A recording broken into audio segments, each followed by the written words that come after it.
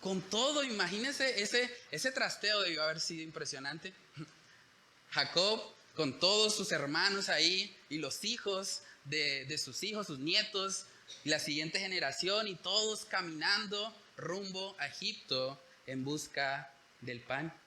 Yo recuerdo cuando yo era estudiante, decíamos jocosamente con mis compañeros que la verdadera amistad se conoce en los trasteos. Un amigo prueba ser un verdadero amigo si aparece el día del trasteo, porque eso muestra realmente amor sacrificial, ¿cierto? Entonces, la realidad es que para este anciano de 130 años era una decisión muy grande. Sumado a eso, todo el trasfondo familiar, él sabía lo que había pasado en Egipto con su abuelo Abraham, con su papá Isaac, y por lo tanto no quisiera ir ahí. Además, en Egipto era una nación completamente diferente. En Egipto el idioma era distinto, ellos no hablaban hebreo.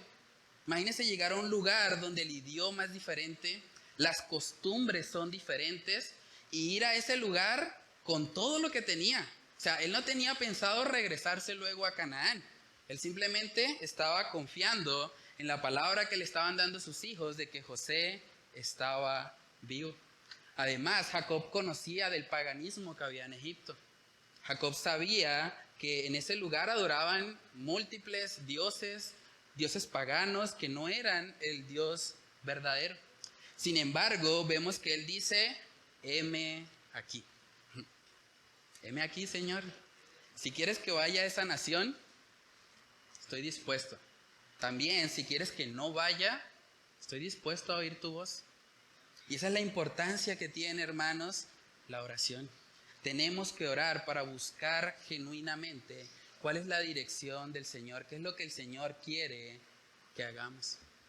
Saben que a veces es muy común, sobre todo con las personas de avanzada edad, que tienden a sentirse frustradas porque tal vez ya no pueden hacer lo que antes hacían cuando eran más jóvenes. Eso es muy triste. Muchas personas de avanzada edad sienten que ya no son útiles a la sociedad, que ya no son productivas, que son un estorbo. De hecho, estuve mirando algunas estadísticas y es muy triste. Acá en Colombia, ¿saben cuál es el rango de edad donde las personas sufren mayor depresión? Los mayores de 65 años. Hay un estudio de la Universidad Javeriana que dice que entre 60 y 70 años el porcentaje de la población colombiana que sufre depresión es alrededor de un 23%. Pero en la medida que va avanzando la edad, va aumentando también ese porcentaje. Ya a los 80, 85 años, ya el porcentaje viene siendo de un 35 y hasta de un 40%. 40% de personas deprimidas en esa edad. ¿Por qué? Porque sienten que ya no son útiles o sienten que tal vez no lograron ciertas cosas. Pero eso es triste porque lo que vemos en la palabra es que Dios utiliza a personas de avanzada edad de la misma manera que utiliza a personas jóvenes. La edad no es un impedimento para cumplir con la voluntad de Dios. Obviamente la edad pues trae algunas complicaciones que hay que saber manejar, pero una persona anciana perfectamente puede servir en la iglesia, puede participar de muchas cosas y puede ser un instrumento útil en las manos de Dios para alcanzar a otros con el mensaje del Evangelio. Hay un personaje que me gusta mucho que está en el libro de Lucas capítulo 2. Me gusta mucho porque no es de esos personajes tal vez tan reconocidos o tan distinguidos de pronto en otras partes de la escritura, pero que aparece aquí en Lucas capítulo 2 y que hacía algo fundamental para la iglesia y fundamental para cumplir con su propósito y con la voluntad de Dios para su vida.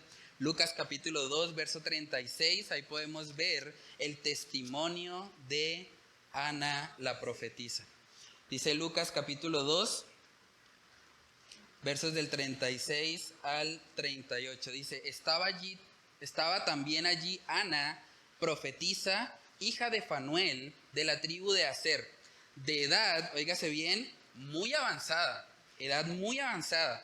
pues había vivido con su marido 7 años desde su virginidad y era viuda hacía 84 años. Y miren lo que hacía. Y no se apartaba del templo, sirviendo de noche y de día, con ayunos y oraciones. Esta, presentándose en la misma hora, daba gracias a Dios y hablaba del niño, hablando de Jesús, hablaba del niño a todos los que esperaban la redención en Jerusalén. Esta mujer de edad avanzada estaba haciendo la voluntad de Dios. Tal vez no tenía un lugar muy visible dentro de la iglesia, pero yo creo que los que la conocieron podían testificar. Esta es una mujer de Dios. Día y noche en el templo, orando, ayunando, hablándole a otros acerca de Jesús. Qué buen testimonio. Ojalá el Señor me permita llegar a esa edad y que se pueda decir algo parecido acerca de mí. Que realmente podamos ser fieles hasta las canas, fieles hasta la edad que el Señor nos permita cumplir. Hermanos, es una realidad que vivimos en un mundo que tristemente menosprecia y rechaza a las personas de avanzada edad. Lo hemos visto. El año pasado, cuando estuvimos en el hogar geriátrico acá de Fundeluz, nos dimos cuenta. Hay muchas personas ahí que están siendo menospreciadas, incluso por sus propios hijos. Sus propios hijos han decidido, no, mi papá ya es un estorbo tenerlo en la casa, entonces allá, que lo atiendan allá en el hogar geriátrico, que ellos se encarguen. Y pagamos una mensualidad y nos quitamos eso. Y es muy triste, porque esos padres en últimas también cuidaron de sus hijos en algún momento. Y los hijos, por agradecimiento a sus padres, deberían por lo menos procurar ayudarles en lo que les fuese posible. Pero vivimos en una sociedad que es tan consumista, que es tan materialista, que simplemente una persona que no es productiva, prefieren apartarla o prefieren echarla a un lado. Pero gracias a Dios que vemos que Jacob no se dejó amilanar por su avanzada edad. Jacob no se autolimitó pensando, es que yo ya soy muy anciano, Dios, ¿yo qué voy a hacer allá en Egipto? A buscarme un problema, yo no sé hablar egipcio y yo ya, una persona ya vieja que aprenda un idioma es como difícil. Allá nadie me va a entender, ¿yo para qué me voy a dar mala vida? Pero no vemos nada de eso en Jacob. Realmente lo que vemos en él es una disposición de hacer lo que Dios quiera que él haga. Dijo, heme aquí.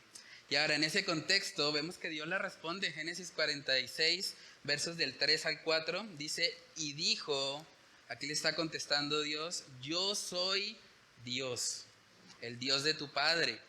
No temas de descender a Egipto. Es muy probable que Jacob tenía miedo. Por eso él está diciendo, no temas de descender a Egipto, porque allí yo haré de ti una gran nación. Yo descenderé contigo a Egipto y yo también te haré volver y la mano de José cerrará tus ojos. Jacob tenía miedo de descender a Egipto, pero lo que Dios hace es llevarlo a pensar en él.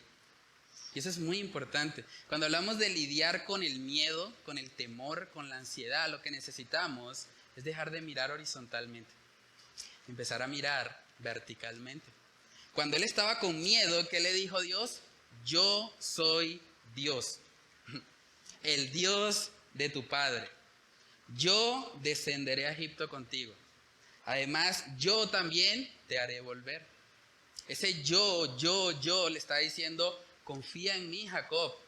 Yo soy Dios, tú no. Tú tienes miedo porque eres un ser humano, pero yo voy a estar contigo.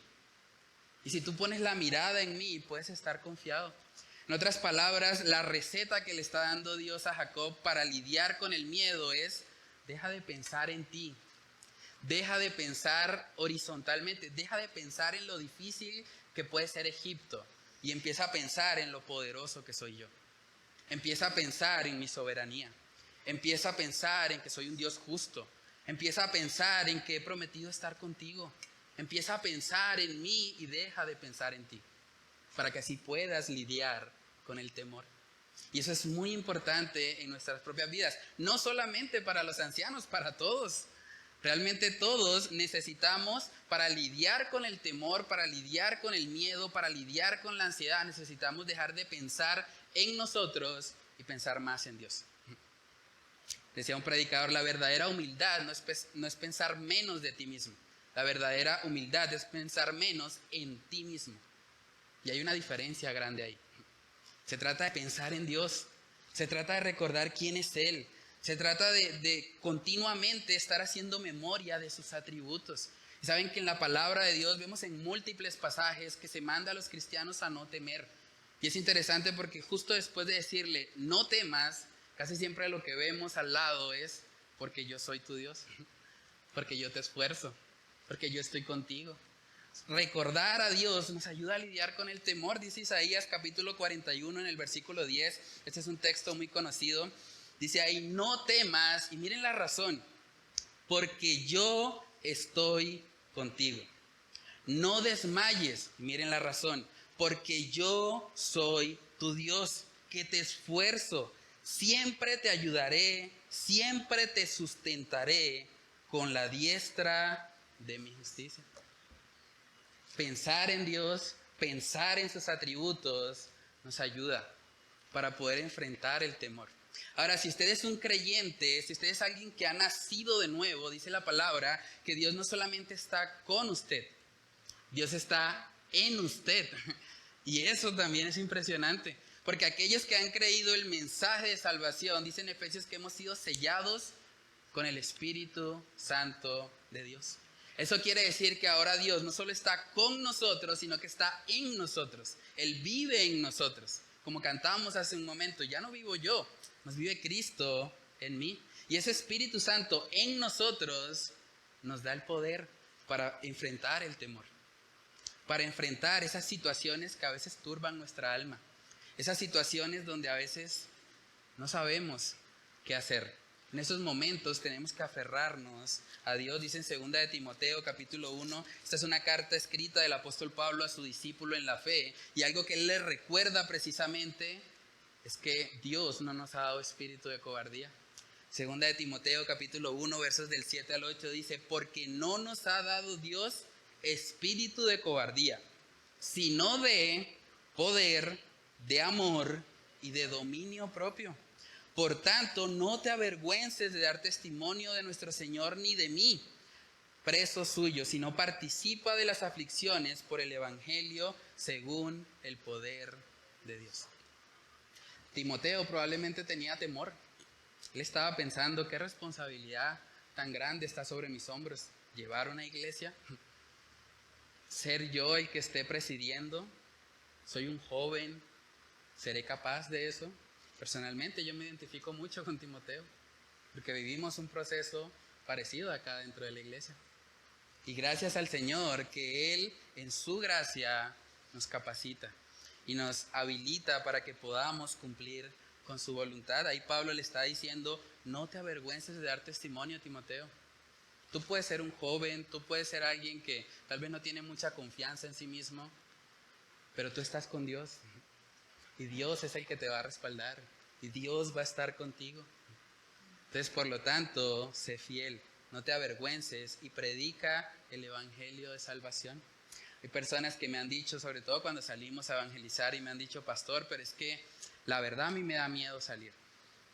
Porque es que uno no sabe qué tal yo me encuentre un ateo o una persona con muchos estudios y él me hable y me enrede y no, yo quedo ahí desarmado, pastor, yo mejor no voy por allá. Pero saben que la realidad es que cuando decimos eso, estamos pensando en nosotros. Estoy pensando en que yo voy a quedar mal, en que tal vez no voy a poder responder. Y probablemente estoy actuando también en temor. Porque el mandato de Dios, una vez hemos creído, es vayan, hagan discípulos. Y claro, se van a encontrar de todo, eso es cierto. Pero Dios, Jesús mismo, prometió estar con nosotros en esa tarea. Antes de dar la gran comisión en Mateo capítulo 28, Jesús les dijo, toda potestad me es dada en los cielos y en la tierra. Por tanto, id y haced discípulos a las naciones. Como Dios tiene toda la potestad, Él nos manda a ir. Y eso es interesante porque vemos muchos personajes en la Biblia que inmediatamente creyeron, fueron a predicar. ¿Cuántos estudios teológicos hizo la mujer samaritana? ¿A cuál seminario fue la mujer samaritana antes de ir a predicar? ¿Ninguno? Pero fue una mujer valiente, convencida de su fe, y dijo, voy a ir y voy a predicarle allá a toda la ciudad de Samaria. Y Dios la usó como un instrumento para ser de bendición en ese lugar. ¿A cuál seminario fue Bartimeo el ciego? ¿Recuerdan a Bartimeo en los evangelios? Él recibió la sanación, inmediatamente recibió la sanación de su vista, fue a anunciar a todos, me salvó, Él es el Cristo, y glorificaba a Dios por eso. Pero fue fiel, en hacer lo que el Señor le había encomendado hacer. Ahora, con eso no quiero decir que no debamos prepararnos, que no debamos estudiar, pero sí debemos ser conscientes, hermanos, de que muchas veces colocamos excusas. Muchas veces nos volvemos expertos en decir, no, es que yo no voy a ir porque es que está haciendo mucho sol, porque es que está lloviendo, es que es difícil, es que tengo mucho trabajo. Pero esa no debería ser nuestra actitud. Nosotros hemos sido salvados, nosotros estamos sentados aquí por la gracia de Dios, por el mensaje del Evangelio, no hay otra razón. Entonces, ¿cuánto más no deberíamos ser diligentes nosotros en anunciar a todos el mensaje de salvación? Entonces, dejemos a un lado las excusas y enfoquémonos en Dios. Dejemos de pensar en nosotros, dejemos de pensar en que voy a quedar mal, es que de pronto me corchan, es que de pronto no voy a ser capaz, es que de pronto me da miedo. Y pensemos más en Dios. Pensemos en quién es Él. Él no nos ha dado espíritu de cobardía. Él vive en nosotros. Tenemos en Él todo lo necesario para poder hacer esa tarea, para poder cumplir con esa gran comisión. Entonces, a manera de aplicación en este primer punto, pregúntate, tal vez tú estás aquí y tú eres una persona mayor de 60 años. Ustedes saben quiénes son. Tal vez tú estás aquí y estás pensando, a mí como que ya se me fue el tren. Eso de servir a Dios es como para los jovencitos, eso para los chinos, para los sardinos. Pero lo que vemos aquí en la palabra hoy es que un hombre de 130 años está buscando cumplir con la voluntad de Dios. Entonces pregúntate, ¿tú has creído la mentira de que como ya eres alguien de edad avanzada, entonces ya no eres útil a la sociedad? ¿O ya no eres útil en la iglesia? ¿O ya no puedes hacer nada dentro de la congregación? La Biblia dice que la iglesia es un cuerpo. Y cuando dice que la iglesia es un cuerpo, habla de los miembros y no los discrimina por edad. Una persona que ha creído en Cristo como su Salvador forma parte de la iglesia. Viene a ser un miembro de ese cuerpo y tiene una función que hacer. Tal vez no va a ser lo mismo que hace un joven, pero sí puede hacer mucho. Probablemente si a la profetisa Ana que estaba ahí la colocaban a hacer el aseo de todo el templo, no iba a ser capaz. Pero si la ponían a orar y ayunar, esa mujer estaba ahí. Esa mujer no se perdía un ayuno. Esa mujer quería realmente a Dios. Y eso es algo importante. En nuestras propias vidas debemos entender que sí, el avance de la edad trae ciertas limitaciones, pero no implica inactividad. No implica que entonces no vamos a servir al Señor. Ahora también vamos a mirar la contraparte. Si tú eres alguien menor de 60 años, ustedes saben también quiénes son, déjame preguntarte, ¿tú has caído en la trampa de menospreciar a las personas mayores? Tristemente vivimos en una sociedad así. Es que eso es un abuelito, entonces eso ya no le ponga atención, no le ponga cuidado porque ese es un cuchito. Ese ya no sabe lo que dice, ya no sabe lo que piensa. Pero esa no debería ser nuestra actitud. De hecho, la Biblia nos manda en Levítico capítulo 19 a honrar las canas, a honrar a las personas mayores, porque Dios ha provisto en ellos sabiduría. Y claro, no todo lo que un anciano dice necesariamente va a ser correcto, pero sí debe haber una actitud de respeto hacia ellos. Levítico capítulo 19, en el versículo 32 dice la palabra, delante de las canas te levantarás, eso habla de respeto, y honrarás el rostro del anciano, y de tu Dios tendrás temor, yo Jehová. Es triste, de verdad, cuando fuimos a hacer la visita en el hogar geriátrico, uno escucha unos casos tan terribles y para ellos, para sus hijos, para la sociedad, son personas menospreciadas, son personas que no se les da mucha importancia realmente.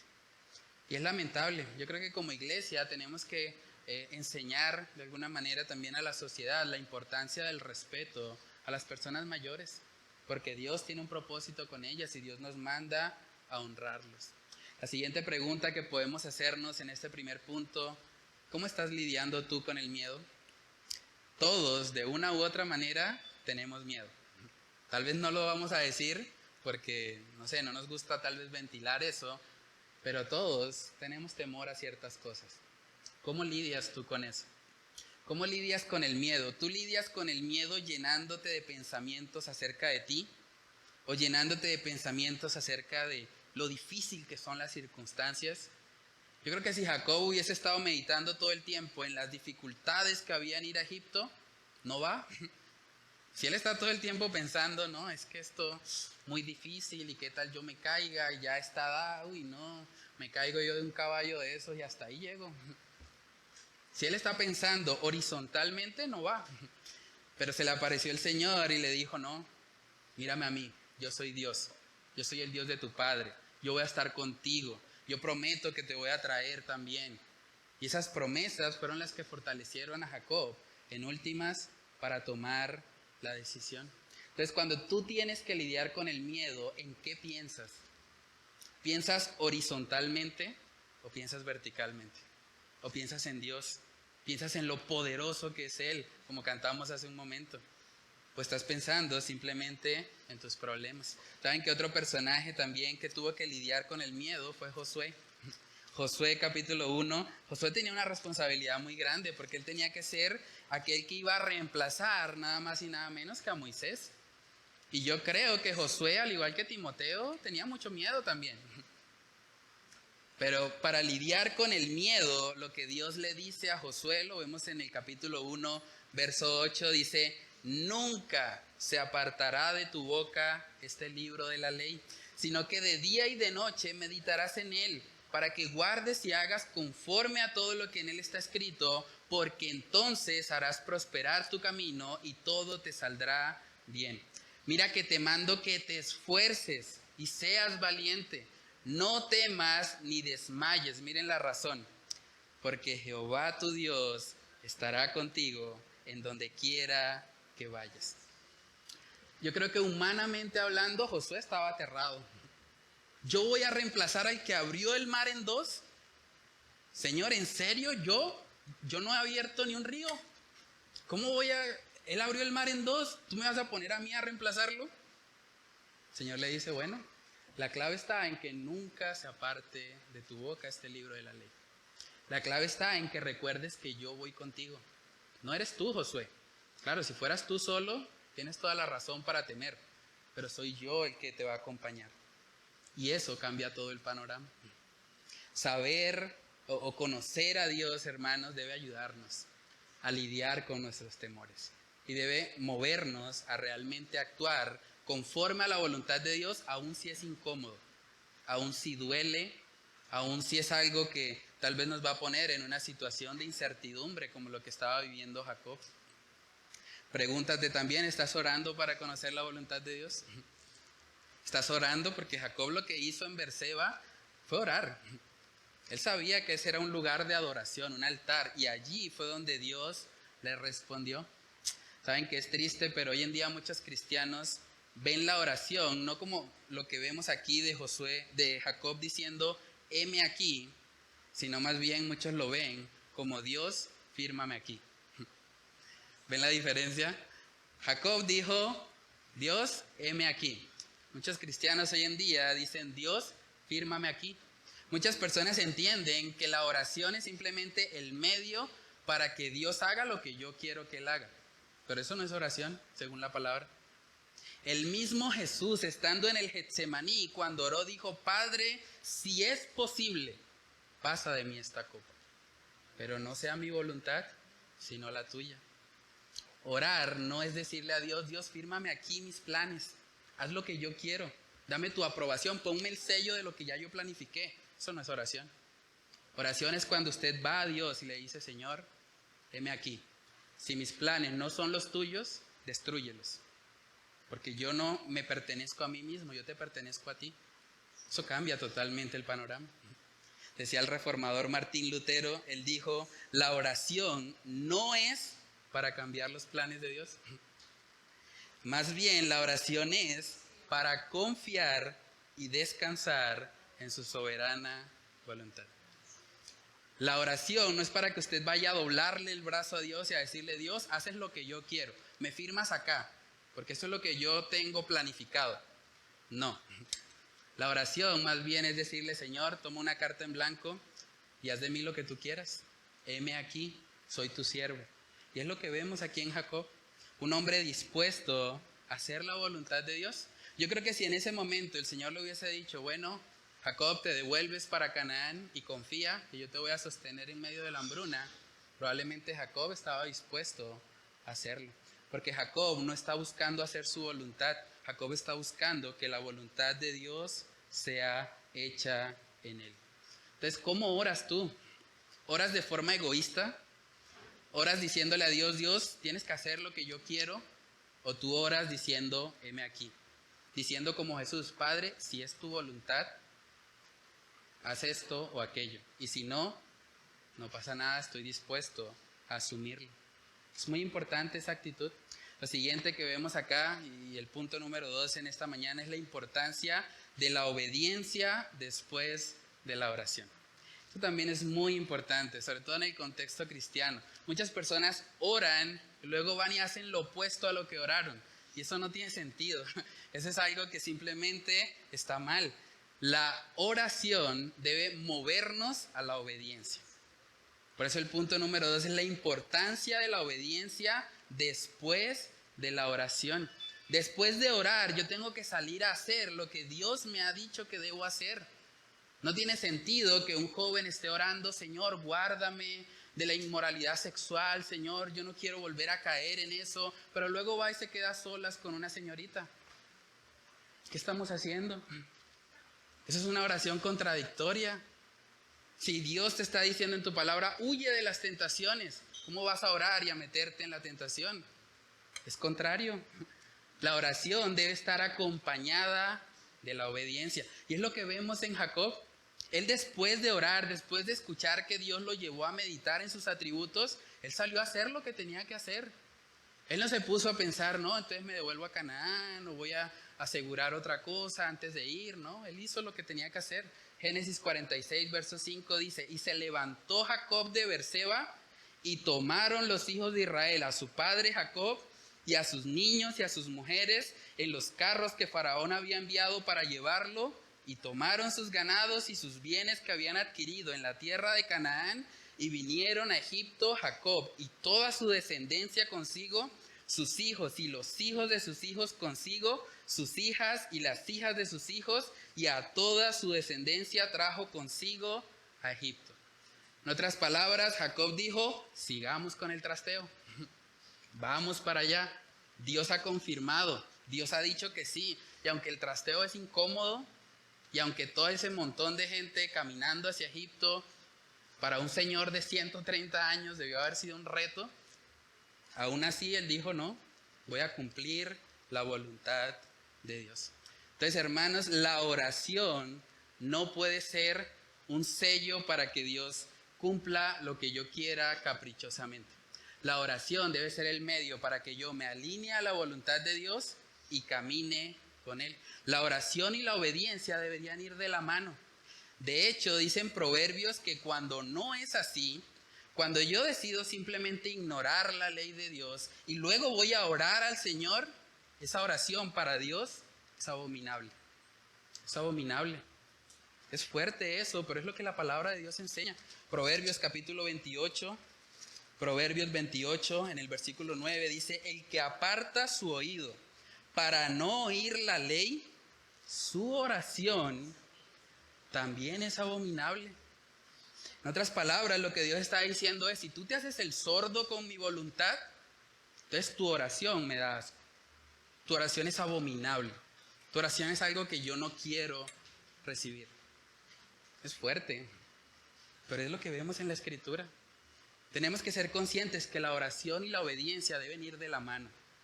Si yo estoy orando, Señor, hazme un mejor esposo, ayúdame a ser el líder espiritual que debo ser para mi esposa, eso debe estar acompañado por acciones. No debe estar simplemente como una vana repetición ahí. O si una esposa está orando, Señor, ayúdame a sujetarme a mi esposo, ayúdame a respetarlo, ayúdame a cumplir con mi rol en el hogar.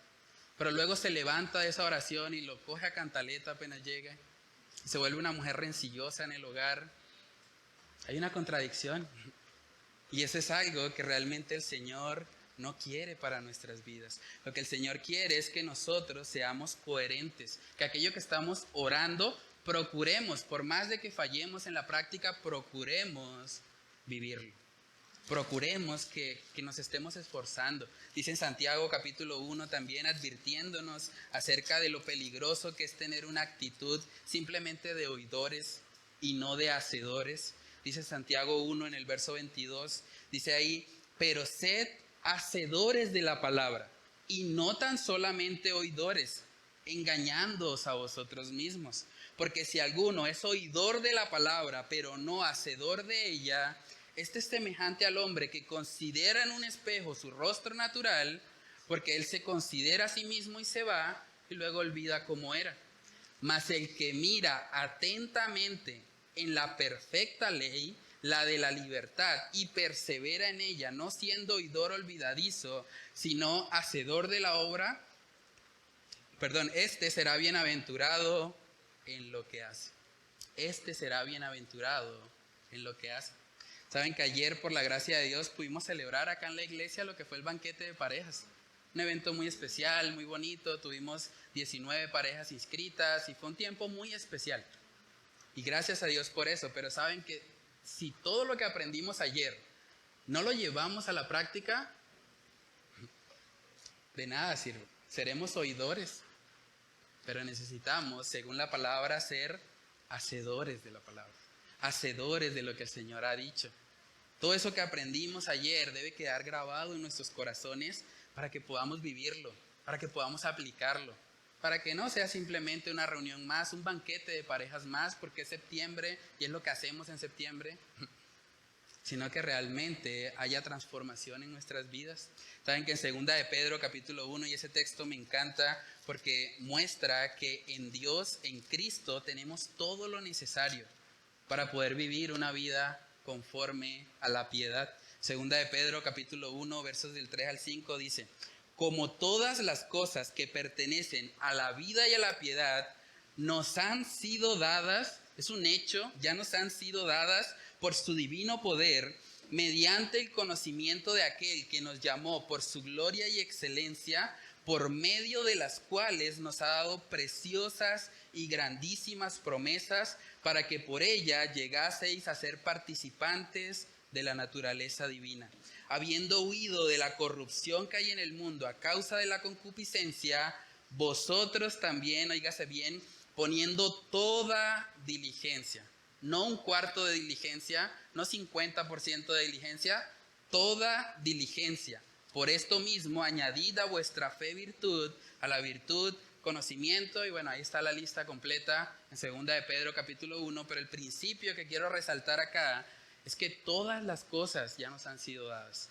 Todo lo necesario para que usted viva una vida cristiana en santidad ya le ha sido dado. Y eso es una responsabilidad, porque eso quiere decir que cuando yo peco, realmente no estoy echando mano de lo que el Señor ya me dio. Todo lo necesario ya está acá. Es mi responsabilidad ahora aplicarlo. Y es un reto enorme para nuestras vidas, poder echar mano de todo aquello que ya el Señor nos ha provisto en Cristo Jesús, para que a través de Él podamos vivir una vida que le agrade. Entonces pregúntate en este segundo punto, a manera de reflexión, ¿tu vida de oración coincide con tu vida de acción? ¿Tu vida de oración coincide con tu vida de acción? Es muy importante.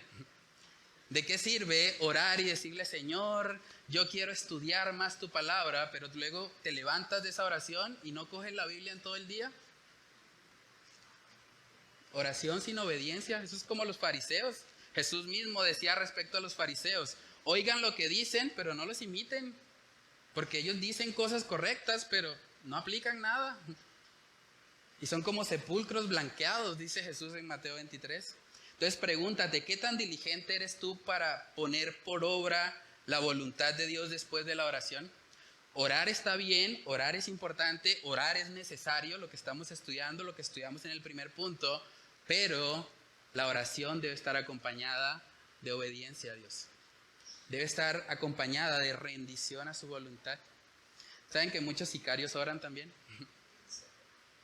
Esta semana justamente estaba viendo las noticias, no sé si vieron eso, pero el Papa Francisco, el principal de la Iglesia Católica Rumana, tuvo una reunión con gente de todas las religiones.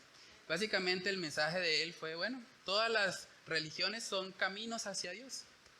Y todas las religiones, los musulmanes, los hindúes, los judíos, los mismos cristianos, hermanos separados, como dicen ellos, Todos, en últimas, adoramos a un mismo Dios y todos somos hijos de Dios. Y en medio de eso, él hizo una oración. Y yo pensaba, increíble, porque Proverbios 28:9 está diciendo que si yo ignoro la ley de Dios, su oración, la oración de esa persona es abominable. Y el Papa estaba ahí reunido con todos ellos y está diciendo algo que es completamente contrario a la ley de Dios. Jesús dijo, yo soy el camino, la verdad y la vida y nadie viene al Padre si no es por mí. No es a través de Mahoma, no es a través de los dioses hindúes, no es a través de ninguna otra religión, es a través de Cristo. Pero él, ignorando totalmente eso, oró como si nada y dio un mensaje completamente contrario a lo que Cristo enseñó. Entonces, hermanos, ese tipo de incoherencia no puede estar en nosotros. Debemos procurar que así como oramos fervientemente, también nuestras acciones sean coherentes con aquello que estamos clamando a Dios. Dice en Lucas capítulo 18, esta es una historia también muy común, acerca del fariseo y el publicano. Y nótese que ambos personajes oran. Lucas capítulo 18, verso 9 dice, a unos que confiaban en sí mismos como justos y menospreciaban a los otros, dijo también esta parábola. 2 hombres subieron al templo ¿a qué? A orar, estaban orando. Uno era fariseo y el otro publicano. El fariseo puesto en pie oraba consigo mismo de esta manera, Dios, te doy gracias, porque no soy como los otros hombres, ladrones, injustos, adúlteros, ni aun como este publicano. Ayuno 2 veces a la semana, doy diezmos de todo lo que gano. Mas el publicano, estando lejos, no quería ni aún alzar los ojos al cielo, sino que se golpeaba el pecho diciendo, Dios, sé propicio a mí, pecador. Os digo que éste descendió a su casa justificado antes que el otro, porque cualquiera que se enaltece será humillado, y el que se humilla será enaltecido. Ambos oraron. ¿Quién hizo la voluntad de Dios? El publicano. El publicano se humilló. La pregunta es, ¿en qué lado estás tú? ¿Estás en el lado de los fariseos que oran, pero no les importa la obediencia? ¿O estás en el lado de los publicanos que a pesar de su debilidad y a pesar de su pecado, reconocen que necesitan a Dios y lo buscan? ¿En qué lado estás?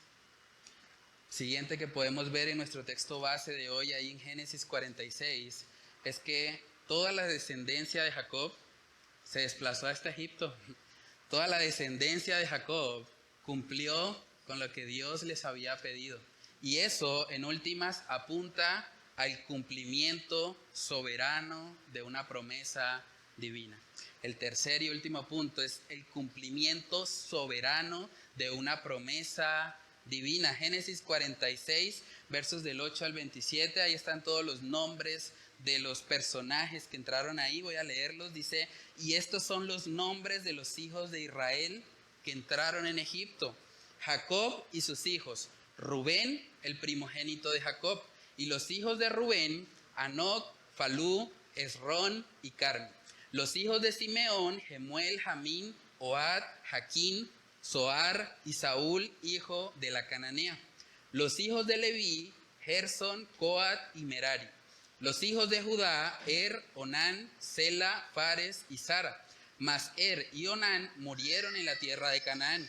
Y los hijos de Fares fueron Esrón y Amul. Los hijos de Isaacar, Tola, Fua, Job y Simrón. Los hijos de Zabulón, Seret, Elón y Jalel. Estos fueron los hijos de Lea, los que dio a luz a Jacob en Padan Aram. Y además su hija Dina. 33 las personas, todas de sus hijos e hijas. Los hijos de Gad, Sifión, Agi, Esbón, Suni, Eri, Arodi y Areli. Y los hijos de Aser, Imna, Isua, Isui, Beria y Sera, hermana de ellos. Los hijos de Bería, Eber y Malquiel. Estos fueron los hijos de Silpa, la que Labán dio a luz a su hija Lea, y dio a luz estos a Jacob, por todas 16 personas. Los hijos de Raquel, mujer de Jacob, José y Benjamín, y nacieron a José en la tierra de Egipto, Manasés y Efraín. Los que le dio a luz a Senat, hija de Potifera, sacerdote de On. Los hijos de Benjamín fueron Bela, Beker, Asbel, Gera, Naamán, Ei, Ros, Mopim, Upim y Ard. Estos fueron los hijos de Raquel que nacieron a Jacob, por todas 14 personas. Los hijos de Dan, Usim, los hijos de Neftalí, Hasel, Guni, Jezer y Silem. Estos fueron los hijos de Bilha, la que dio Labán a Raquel su hija, y dio a luz estos a Jacob, por todas 7 personas. Todas las personas que vinieron con Jacob a Egipto, procedentes de sus lomos, sin las mujeres de los hijos de Jacob, todas las personas fueron 66. Y los hijos de José que le nacieron en Egipto, 2 personas. Todas las personas de la casa de Jacob que entraron en Egipto fueron 70. Si usted está pensando en un nombre para su hijo, ahí hay una lista muy interesante que tal vez le pueda ser útil para escoger el nombre de esa bendición que viene en camino. Pero hermanos, aquí podemos ver algo muy importante, y es que esto que está ahí realmente tiene un propósito. Cuando vemos estas listas largas en la Biblia, las genealogías y demás, tenemos que recordar que toda la escritura es inspirada por Dios. Y eso que está ahí tiene un propósito para nuestra vida. Y algo que podemos ver muy claramente aquí es que Dios está cumpliendo con el pacto abrahámico. Dios está cumpliendo con el pacto abrahámico. Toda la descendencia de Jacob, los 70 que entraron ahí en Egipto, todas esas personas, tal vez sin darse cuenta, ellos estaban cumpliendo con lo que Dios le había prometido a Abraham. Vamos a mirar Génesis capítulo 15 para ver la promesa que Dios le dio a Abraham. Y él le había dicho puntualmente que toda la nación de Israel iba a entrar en una nación donde iba a ser esclavizada. ¿Y a dónde estaban yendo los hijos de Jacob aquí? A Egipto. Es decir, se estaba cumpliendo a cabalidad lo que Dios había profetizado. Abraham ya estaba muerto. Abraham no había visto eso con sus propios ojos, pero el Dios soberano, el Dios de la historia, estaba cumpliendo a cabalidad con su plan. Y ese es el Dios de las Escrituras. Es un Dios que cumple a cabalidad con sus promesas. Génesis capítulo 15, versos del 13 al 14. Miren la promesa que Dios le había dado a Abraham. Entonces Jehová dijo a Abraham: ten por cierto que tu descendencia morará en tierra ajena y será esclava allí y será oprimida 400 años. ¿Saben cuánto tiempo estuvo la descendencia de Jacob en Egipto? 400 años, verso 14. Mas también a la nación a la cual servirán juzgaré yo, y después de esto saldrán con gran riqueza. Tal cual como sucedió en la historia. Hermanos, tenemos un Dios fiel para cumplir con sus promesas. No solo con sus promesas de bendición. También Dios es fiel para cumplir con sus promesas de juicio. Y lo que Dios les estaba diciendo aquí, o lo que le había anunciado a Abraham, era que el pueblo iba a ser esclavizado 400 años. Yo creo que tal vez Jacob no era consciente de eso. Y pues simplemente fue hasta allá, no lo consideró, no lo mencionó en ningún momento. Pero era una realidad. Dios entreteje sus planes en medio de las decisiones humanas. Y eso es impactante, porque Dios sigue siendo soberano, pero el hombre también sigue siendo responsable.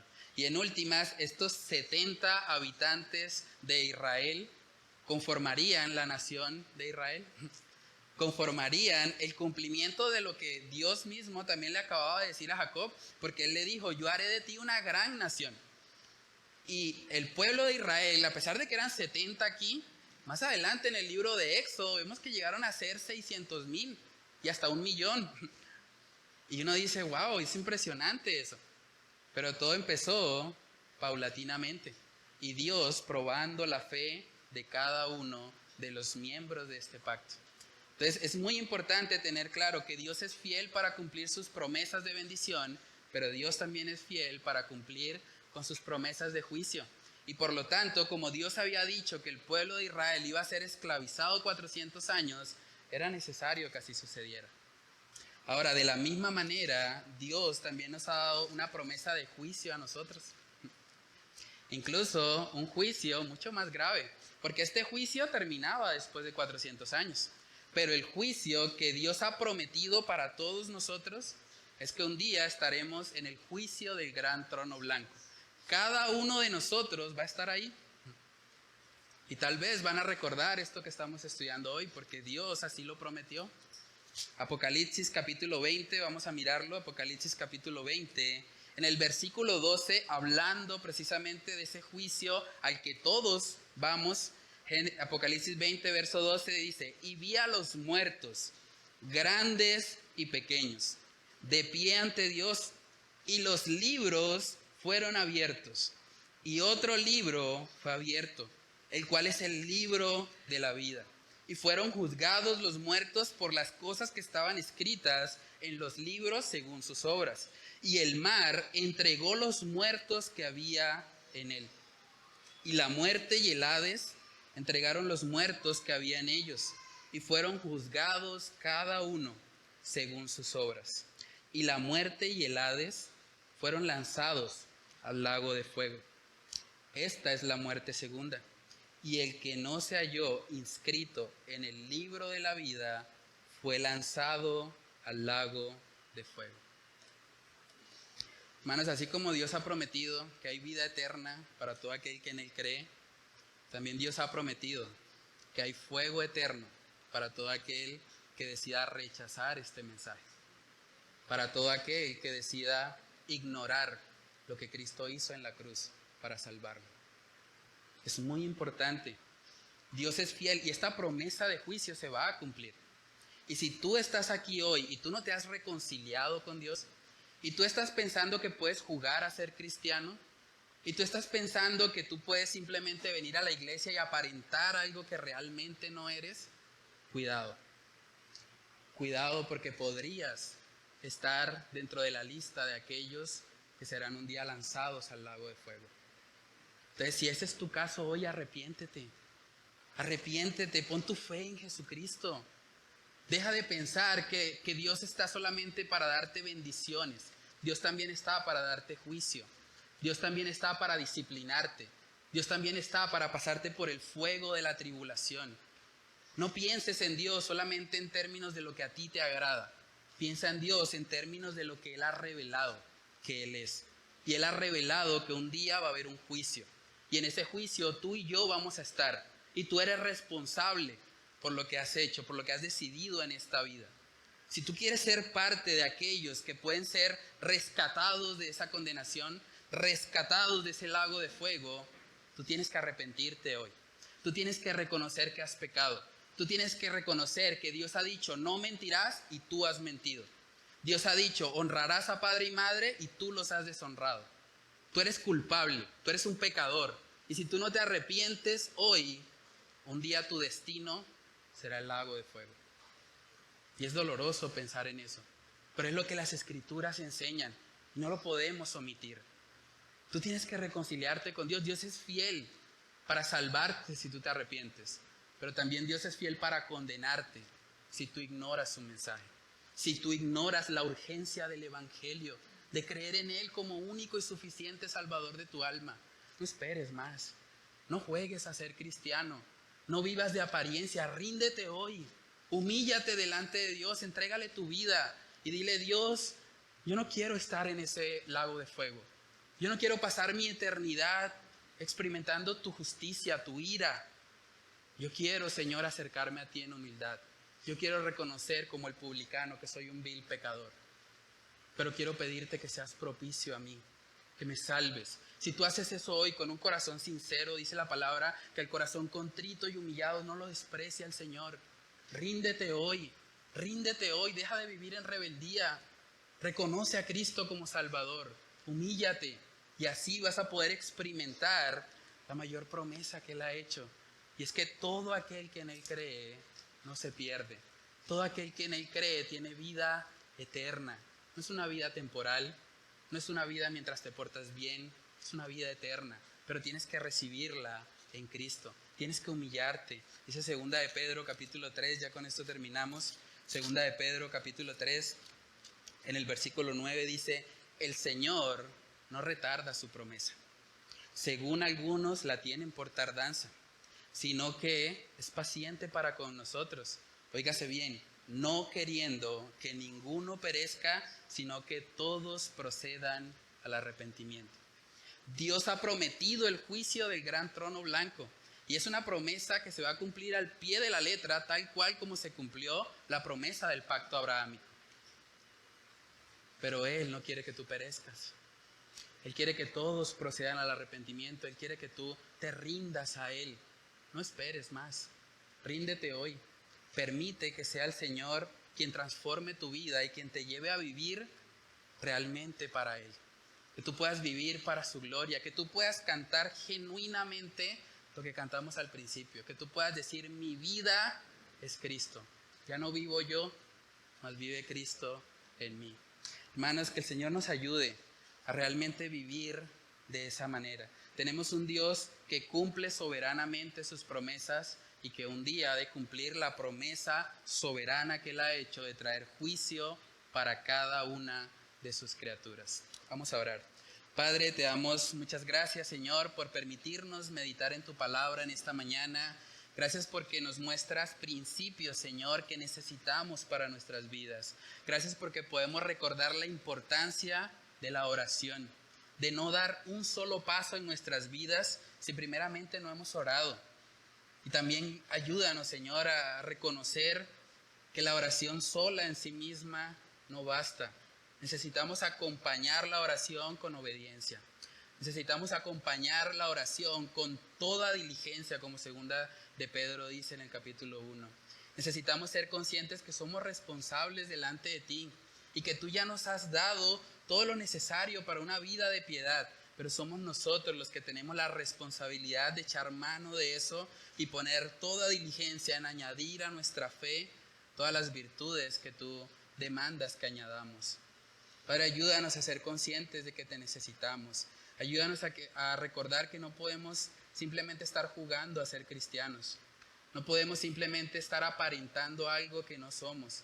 Necesitamos que haya rendición genuina en nuestras vidas. Necesitamos dejar de pensar en nosotros, dejar de pensar en nuestros deseos personales, en nuestros pecados favoritos y empezar a pensar en ti. Empezar a pensar en que tú eres soberano y que tú has establecido un día en el que has de juzgar a toda criatura. Todos los muertos un día se levantarán para ese gran juicio del trono blanco. Y la única forma de salir bien librados es que Cristo sea nuestro abogado. Es que cuando se abra nuestro libro y se lea la larga lista de pecados que hemos cometido,